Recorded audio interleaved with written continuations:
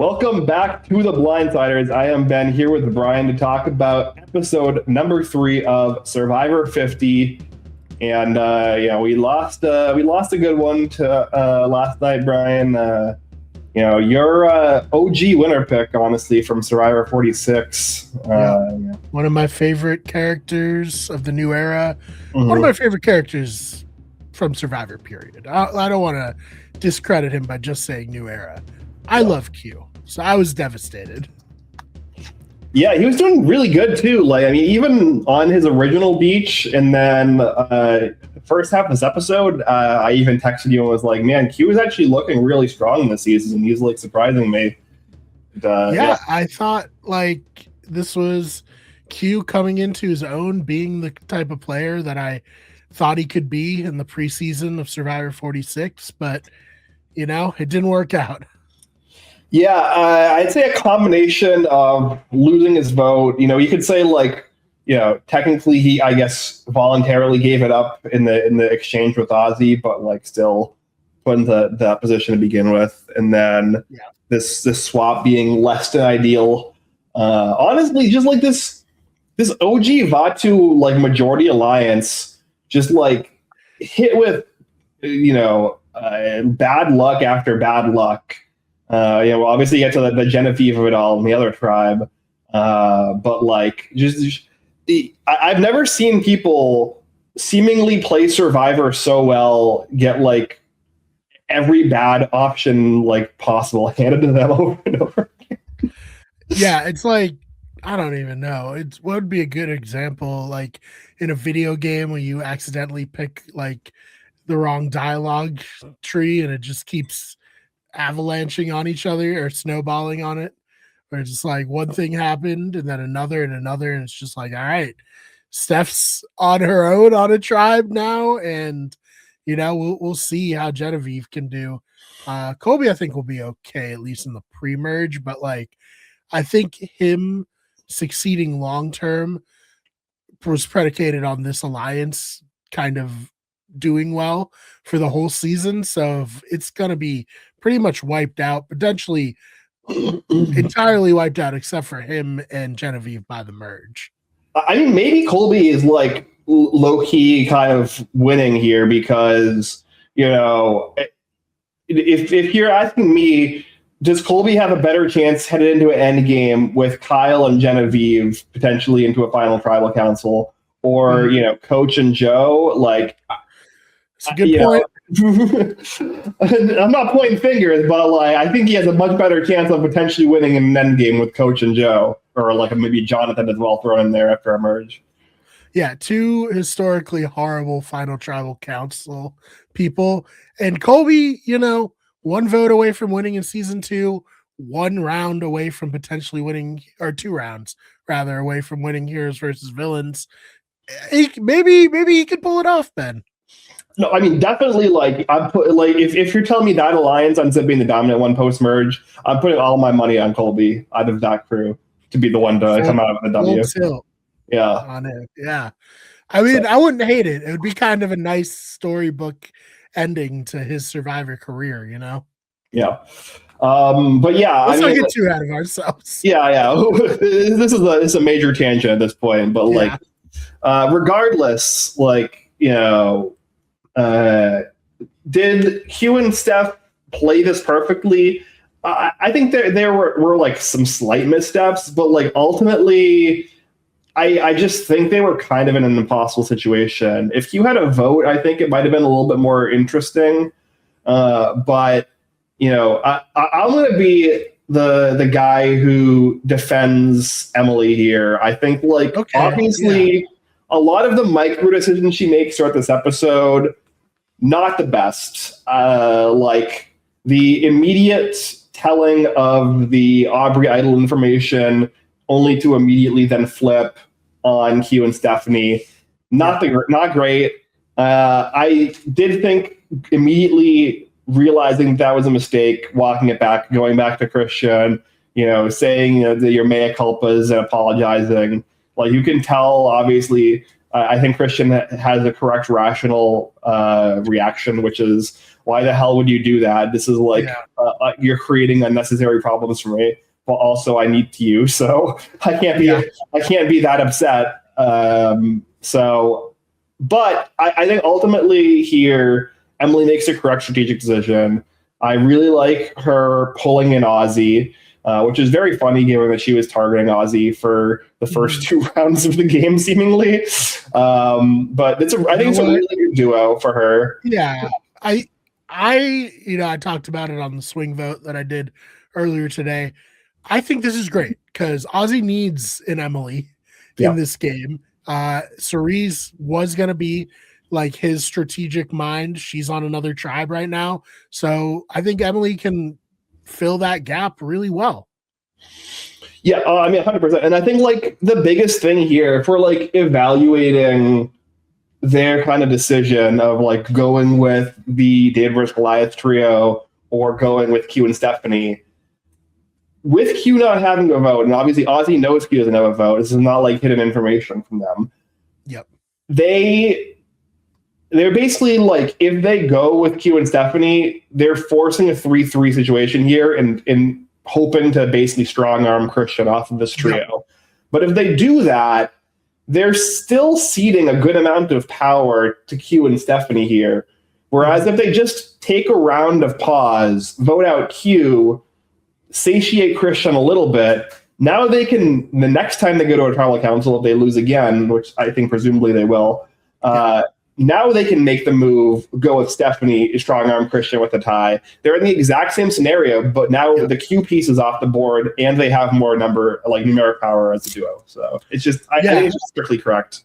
I think that like right now, Stephanie so out on an island, if they throw her a life vest, she'll just fall in with them, right? Like what else can she do? Just get no other options. Those are her options. Yeah.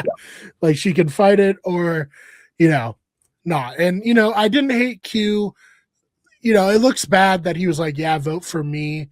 But in Q's mind, he was like, it's gonna be 3-3 if things work out. And on a revote, if I'm not the one getting the vote, then we're gonna lose because he can't vote. So just erasing Q entirely, I think it was a fine. I know it looks bad, and Mike being like, you told me to vote for you, that's very funny and like a good confessional, but I think Q was probably playing it as good as he could in that moment.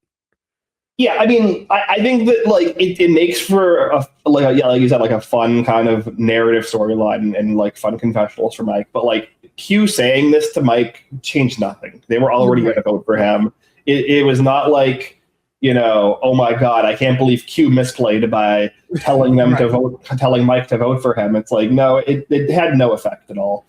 Yeah. So, I mean, that's like maybe a little bit results oriented to think about it that way, but like fundamentally, I've seen the argument. I don't know if this is what you're making of like Q can't vote, so like the split on the revote would go in their favor, but based off of the like Sam and Sierra rule that they've now kind of committed to, that actually I think wouldn't be the case. It would still be a 3-3 tie. Because Angelina, I think, would still be able to vote in the revote based off of the newest ruling. Oh, okay. Yeah, I forgot about that. Yeah. I mean, we talked at the time during our coverage of 47 that it's inconsistent with how Survivor has historically handled ties, and especially inconsistent with how Survivor has historically handled three-way ties in particular. Like the logic does not really match up that Jeff uses, but that is the precedent that they've established at this point. So I wonder if the small tribe numbers really kind of screw up everything. Yeah, I mean, like, realistically, the issue is just people losing their vote. Like, if people didn't lose their vote, none of this would be an issue. No, totally. Yeah, no, I had forgotten about that because I had it so in my head that this is how votes work. But I mean, that's how it would make sense to do. Like, that would be like a way to kind of reclaim some of the power you've lost from losing your vote. Is like that's like a way to play around it. But now they don't want to have to be given a way to play around it, I guess. So. Yeah, no, it makes sense. I would have I would have been the same thinking as Q if I was in his position, so I wouldn't have remembered it. Yeah, You I know? mean, and also I think what he was trying to do was like, you know, maybe he was thinking it was a 3-3. Maybe he was thinking it was like leaning 4-2, but like Emily and Christian were shaky. And so I think that his idea was basically trying to like strong arm Mike into being like, hey, Angelina's going either way. And he does this also by like pretending he has an extra vote. Like, you know, we have the votes, Angelina's going either way. If you don't want to vote for her, then like vote for me. And like that be kind of a way to like almost like, you know, Tyson and Heroes vs. Villain style, like bait him into making a bad vote, thinking that the votes were a certain way, when in reality they were a little shakier, and that kind of giving him the room to get like kind of a plurality vote off. So I think that was the read of how he was approaching it, which like it's creative. I don't think it's really a strategy that is ever going to work, especially at a returning player season with these caliber players. Right. But I mean, I guess it did technically in Heroes vs. Villain, so maybe I'm wrong. I don't know. Yeah. That was just such a crazy situation. Yeah. Like, there's no real benefit for what Tyson did. Right. Yeah. I mean, that's kind of like what he was. I think that's what like he was going for here. Was like he was like trying to like almost bait Mike with a little bit of strong arming into making a suboptimal play, because he was like trying to shake his confidence on where the votes were. Yeah, and I think Russell has said that he was so exhausted at that point from the back-to-back seasons that he was kind of like, if it doesn't work, it doesn't work. You know? But it worked out. So, but yeah, I mean, what do you think of the which tribe do you want to talk about next? Let's talk about, I think that the Charlie and Rizzo stuff is kind of interesting. It should be quick, because I think the other tribe probably is going to be a little bit deeper, because we didn't really get much from the New Zealand tribe other than the Rizgod trying to manage his first impressions again with a whole tribe of new people. I saw someone, do you think Suri was getting Corey flashbacks with Rizgod? I mean, with this whole tribe, like the tribe is like all new era players who have played in the last few years, and then like her and Rick, and that's it. Right. It's a good point. And she was so funny. This thing being like, I don't like want to be like this, but I have to be like this. And like, it reminded me so much of Big Brother, where she would have these conversations on feeds and she'd be so engaged, and then the person would leave and she'd just be like, I fucking hate that person so much. Like, I don't want to talk to them. Yeah. Cut to Felicia, cut to Bowie, you know. Yeah. Corey, as you mentioned. Yeah, it was so fun seeing her kind of like, I'm too old for this shit with these new era players. Yeah. Yeah, and also we did get the scene in the jungle of Dee and Jonathan, who were not on the same side on the original tribe together, both coming together and being like, yeah, we got to take out Saria as soon as we get a chance to. Not great. Not good. Not what you want to see. Yeah. I mean, whether this kind of, I guess, foursome coming from that tribe of Dee, Jonathan, Charlie, Camilla, like holds strong in the swap, whether they even ever go to a tribal council, given that they have arguably the best physical player and the best puzzle player in the last like decade of the show. It's probably, I would say, low likelihood that they outright lose a challenge. Maybe if they start doing double boots, they could come in second, but I think it would be hard pressed to find a challenge that the Survivor has done in recent years that this tribe would lose at. I agree. I just don't see how they could lose. So, and now they're going to be up a number. They'll be able to sit Suri out if they need to. Like, it's a good situation for this tribe, but there is friction. And we had maybe my favorite moment of the night, the Vietnam flashback for Charlie, with like the, in games and stuff, when you get flashbanged, it has that ringing. And they did that ringing for Charlie when Rizzo was saying that he didn't vote for Soph in the final 3 last season. So I love that, Ben. What did you think of that moment? Yeah, I mean, I think that like that also being right after or like shortly after Rizzo just straight up asking him like, yeah, you and Maria not cool anymore, right? You know, Yeah. that whole thing, you know, you guys don't talk, right? And he's like, yeah, we don't talk anymore. You just see like the pain in his face that like this is not like a conversation that he wants to be bringing up. And I saw like a tweet or something where it was somebody was like, I can't believe you didn't ask D about Wendell next, you know? Yeah, me either. It's just like I don't know. I love Rizzo. I think he's been a really fun addition to the season so far. I hope he kind of sticks around a little bit longer at the very least.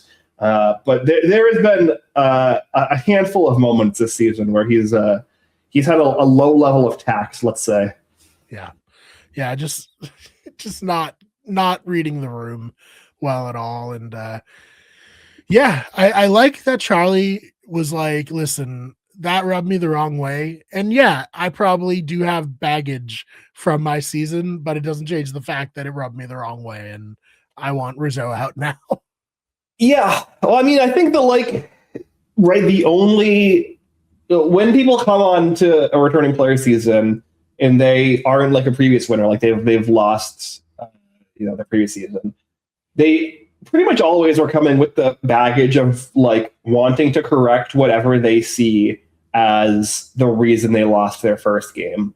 And like Charlie played a pretty clean game front to back, and you could argue the one mistake that you could point to him making was picking a bad ally that was not going to be actually like, ride or die for him, even like through a jury vote.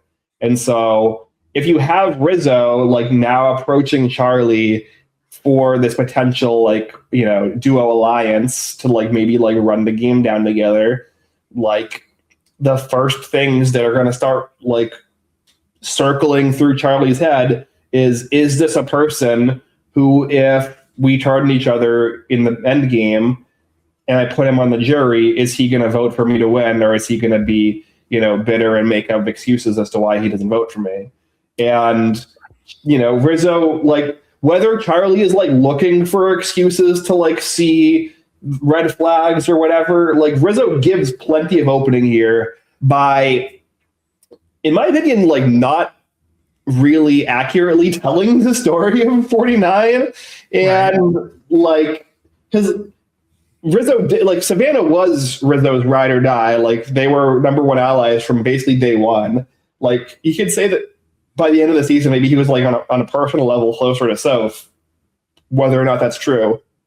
But like, it's not comparable at all.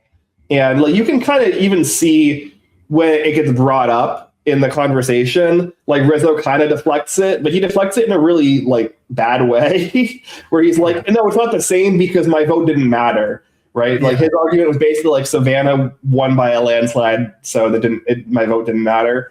Whereas like the actual counter to that was like, no, I was actually very close to both Savannah and Sophie. Like we were basically a trio. Like, it wasn't like a situation where we were like a clear duo, me and Soph together. And I was like, no, screw my duo. I'm voting for this other person I had no real connection with. Like that was the actual argument. But I guess maybe he had previously set up an expectation that him and Savannah weren't close. And that's kind of like what they were coming into the season planning to do. And like, even with her gone, he didn't want to like, have that hanging over him. But it's just unnecessary lies. Yep. Agreed. And like Savannah's not here anymore to like contradict anything. You could have just said anything. Yeah. He could have just said he voted for Soph. Like, I don't know. Yeah. I mean, maybe Savannah already said Rizzo voted for her to win. Maybe, but I don't know. Bad game playing here. I don't know. Yeah, I don't know. I like maybe Charlie gives Rizzo an opportunity to clear the air on this.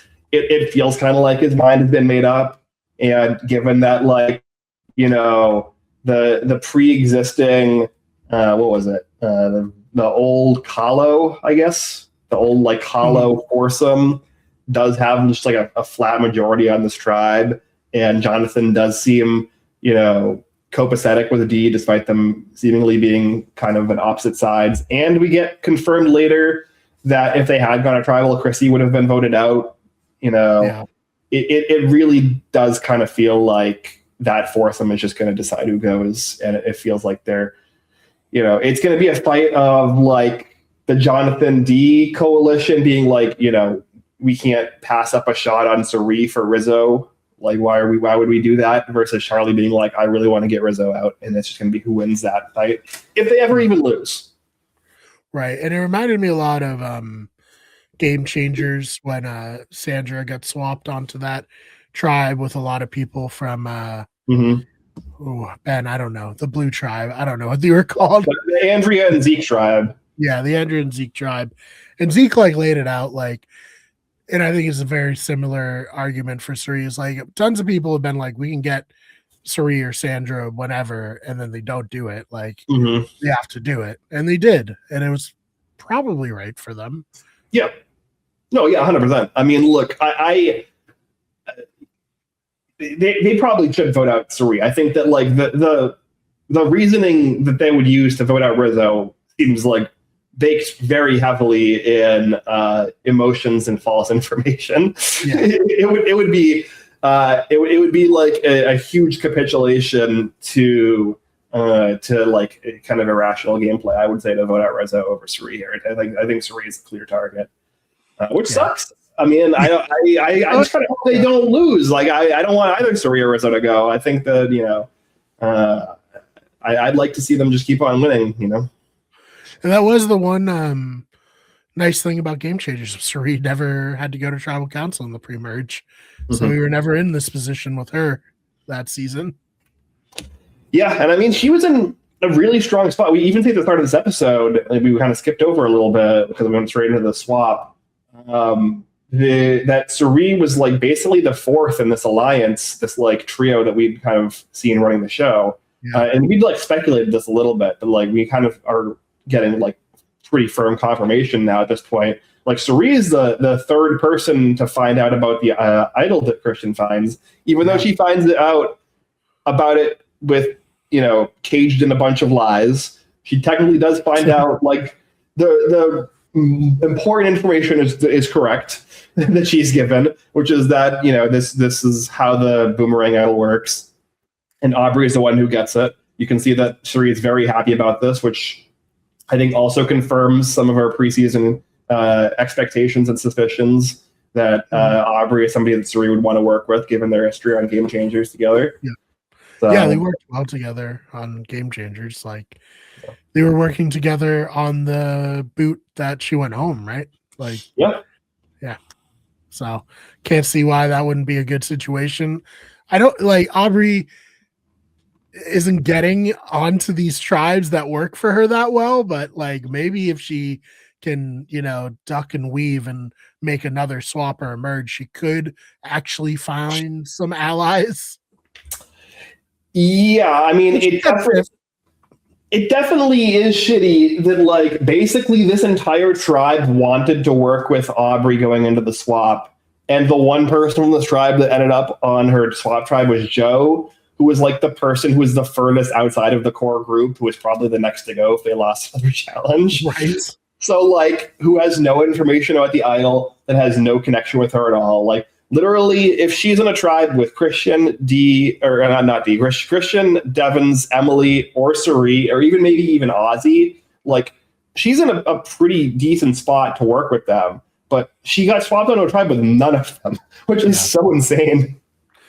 I feel like, are we done talking about this tribe? Because I'll save it for Aubrey when we talk. Yeah, let's go. Let's switch to Aubrey of it all. I think this is like a really interesting tribe. We got a lot of good content from them. I feel like Aubrey, since Ko-Rong, even in Ko-Rong, you know what? She lost 2 allies to Medevac. Aubrey just has bad survivor luck. I mean, you say that, but like, she'd be basically dead in the water if she wasn't on winning tribes and didn't get gifted an idol that she did nothing to earn. That's true. That's true. So she has mixed luck this season, but like two medevac people, Malcolm going Mhm. out in like a weird ass tribal council, Sari going out in the advantage get-in, bad draw on Edge of Extinction where she gets on the tribe that wanted nothing to do with returning players when the other tribe seemed open to their returning players, and now everything this season. But you're right, she does have the idol and she does, get on tribes that are winning. So I guess it's not all bad, but it is like funny how the game is just kind of, giving her hit after hit these last few years. I can see why she's had a little bit of survivor trauma, I guess is what I'm saying. Yeah, I think especially Edge of Extinction, she had a really bad experience. But like I haven't hidden the fact that like I think Aubrey is an overrated player. Right. Yeah.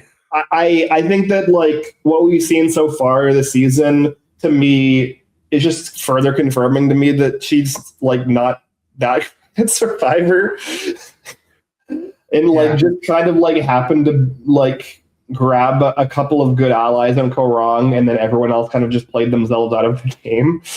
I think the Korong, I love Korong. I think the Korong cast is really fun and like has a lot of really dynamic personalities. I think it's one of the weakest casts in the last decade in terms of actual gameplay. So I don't know. I just kind of think that we're really just at a point where like the bits of Survivor that Aubrey is good at are just not enough to actually carry her through returning player seasons. I don't really see the vision. And like I said, like it seems a pregame alliance with Christian or some kind of pregame relationship that allowed her to get this idol sent to her, which is obviously good. Maybe she just had bad tribe draws, like as we said, and that's contributed to it a little bit. But like, it feels like she's putting in such little effort, and if like Tiffany didn't come to her and not because like in this episode, even like Tiffany is going to bring her the information that Genevieve is spreading around the tribe. Yeah. It seems like Tiffany's the only one who has any sort of affinity towards Aubrey on this tribe to even think about bringing her that information. And it didn't seem like a case of like Aubrey going out of her way to try to like play herself into a better position. It was just like Tiffany seemed like she had a pre-existing affinity towards Aubrey and was like, I would rather play with Aubrey than Genevieve. Let me bring Aubrey this information. Yeah, I do think because Edge of Extinction, she's like way different this season. She's like so passive in a way that I don't feel like she was on her previous seasons. And maybe because her being kind of too active rubbed the other players the wrong way on Edge of Extinction. Now she's like kind of gun shy. I don't know. Yeah, I mean, but even the moments that we've seen her kind of actively playing, and we see like the way that Genevieve describes what happened at their original beach, which if we're taking what Genevieve was saying, at face value, and that she's not like exaggerating, like at least too extremely, it feels like the story was Aubrey came out of the gate kind of swinging hard, didn't really connect at all, and then kind of like went off moping on her own, and then like had this weird one-on-one interaction with Genevieve where like she was like, she did the I think you're a threat, but Genevieve was trying to work with her, but like she wasn't biting. Like I still don't really understand what the hell was going on in that scene. Yeah, it didn't make any sense at all to me.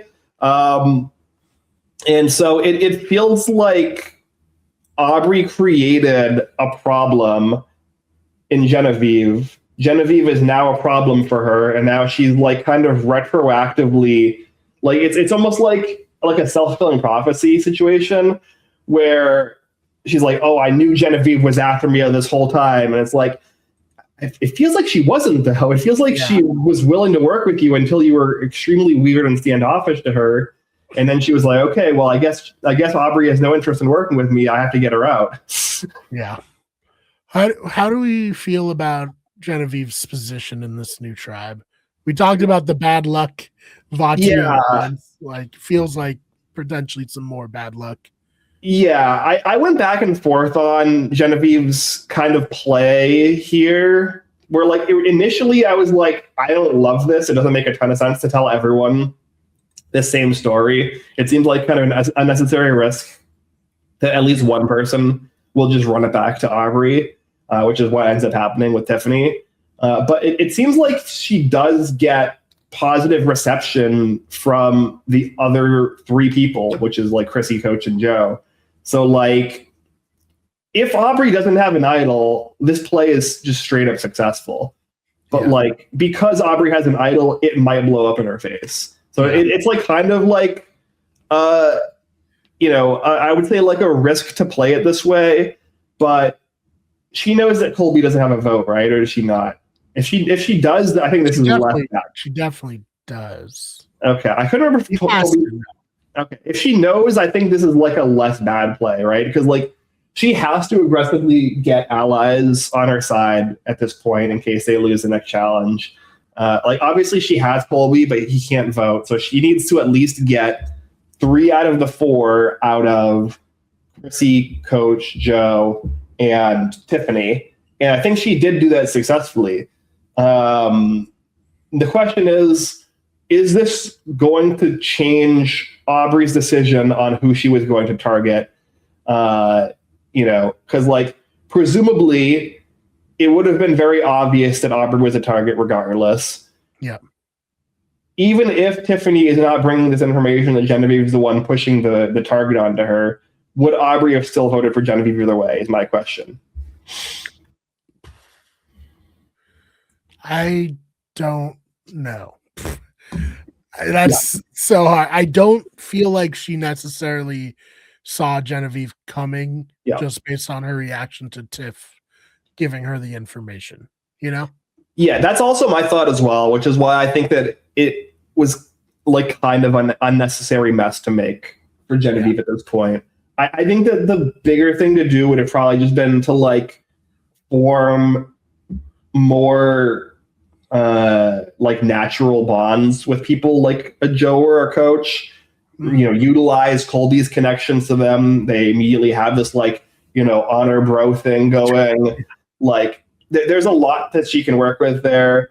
Like I would say like really, really lock down Chrissy, like basically like just like stay on Chrissy. Chrissy obviously has the breakdown situation after Coach has, talk about a lot of people in this episode really lacking in tact. So I think there was an opening here to basically make a very similar play, but not by like so flagrantly doing it as an anti-Aubrey thing. Mm-hmm. And instead of doing it like as a pro-us thing. And then if they lose, start pushing the Aubrey stuff when there's less time for it to backfire on you. But I don't think it's over. I think an interesting possibility I've been considering is Stephanie now knows that Aubrey has an idol because she was told by Emily. So at the next challenge, it's not impossible that Stephanie is able to pass that information off to Colby or Genevieve, in which case they could either split the votes or try to like flush the idol and get Tiffany out or something like that. Like there are plays here where this doesn't backfire on her. Yeah. And we'll have to see. Like, they still got to lose a challenge. Yeah. Ben, at some point, we got to start getting rid of these people a little faster. I don't know what's happening here. Yeah, we're about to be on day 10 and there's still 20 people left. Like, there's 16 days left and 20 people left. So we got to get rid of 17 people in 16 days. I don't know what they're doing. Here on out, it will be breakneck. That's for sure.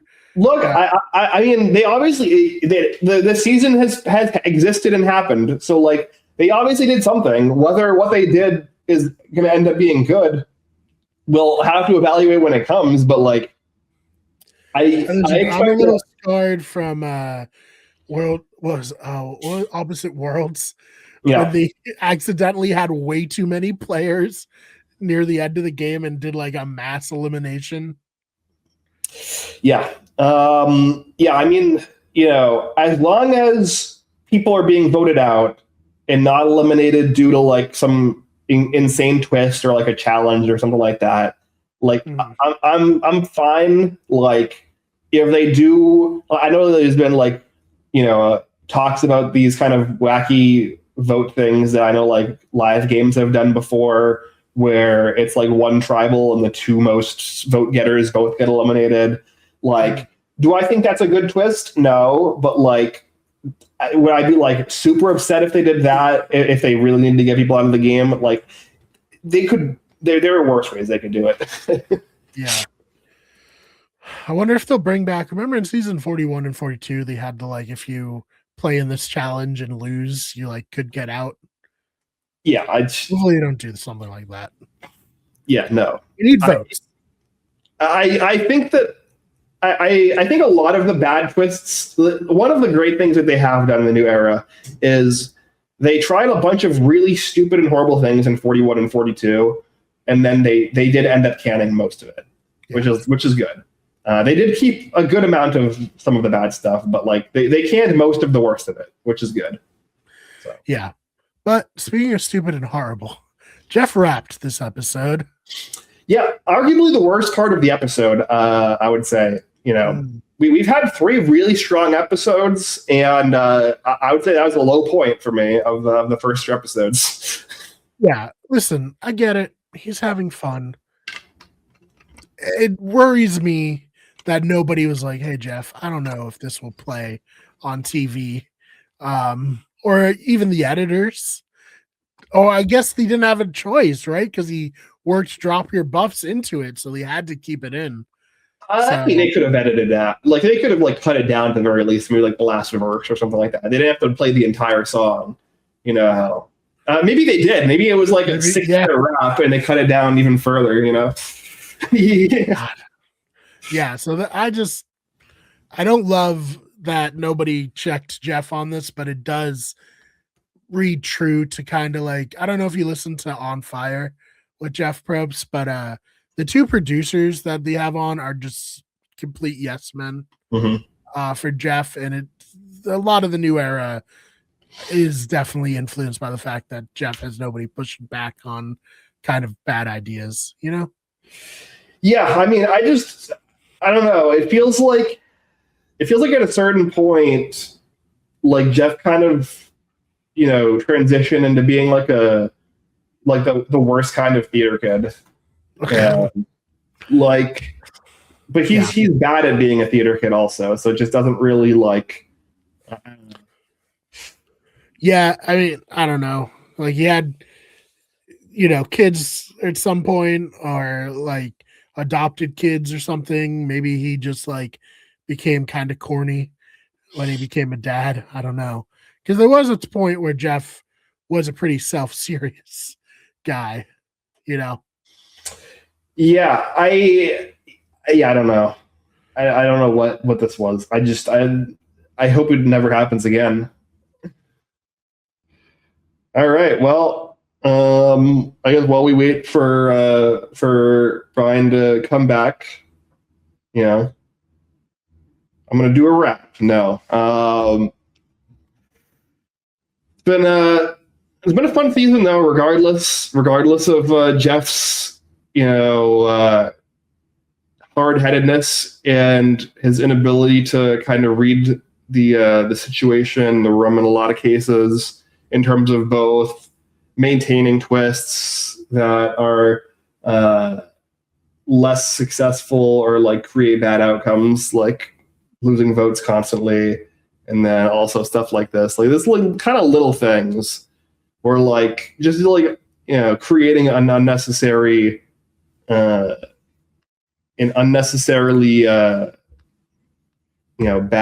product as a result. But I don't want to be too negative. Here we go. I'm using my phone as a hotspot. Lost internet. Sorry about that. No, you're good. I was confused if it was me or you, and I was like, man, I guess Jeff Probst DDoSed our internet because you like, talk about my twist all you want, but like the second you come from my rapping, it's over. Yep. He was. quick to just take us out. Sorry, Jeff. I apologize.